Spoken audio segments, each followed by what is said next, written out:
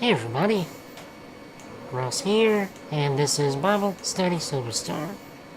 If this is your first time on this channel, click the first link down in the description to go back to the intro, or if you'd like to see just what's been going on recently, click the second link down in the description to go back to Exodus 40.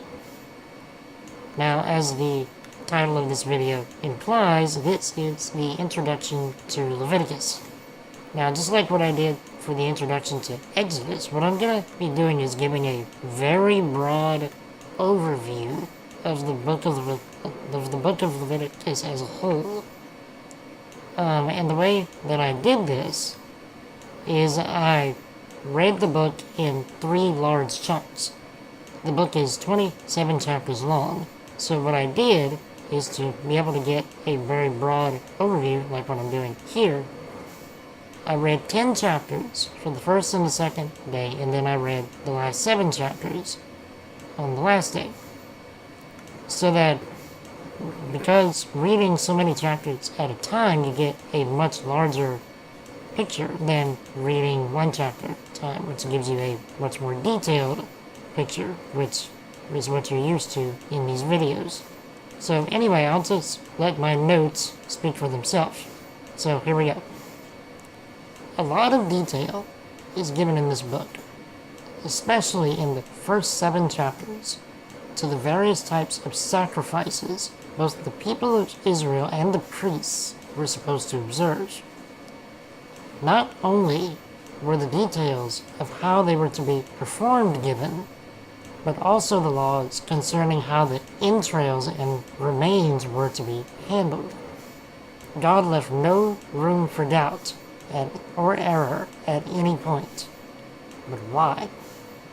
Put simply, God was making sure that His holiness and honor were not only observed, but also maintained.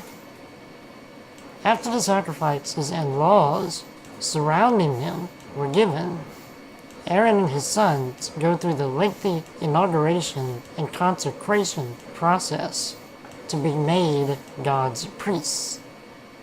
Almost immediately, though, Aaron's sons tried pushing the envelope and do things God never commanded, and they suffered some pretty harsh but just consequences. After this, the book goes back to the giving of the law. The first major point is about Israel's dietary laws, which many in Israel still follow today. It's also where we get the kosher lifestyle of eating. No detail is overlooked, from how women are to be treated after giving birth, to how to identify leprosy in people, clothes, and houses, and what to do with them, and the purification process for lepers, and those different objects are also covered. We even get details about how to handle bodily discharges like menstruation and semen. I mean, you wouldn't think you would get that in the Bible, but it's there.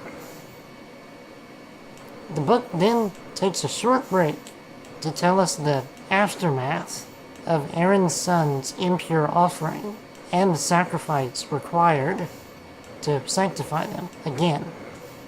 That sacrifice becomes the yearly sacrifice offered by the high priest every year after that.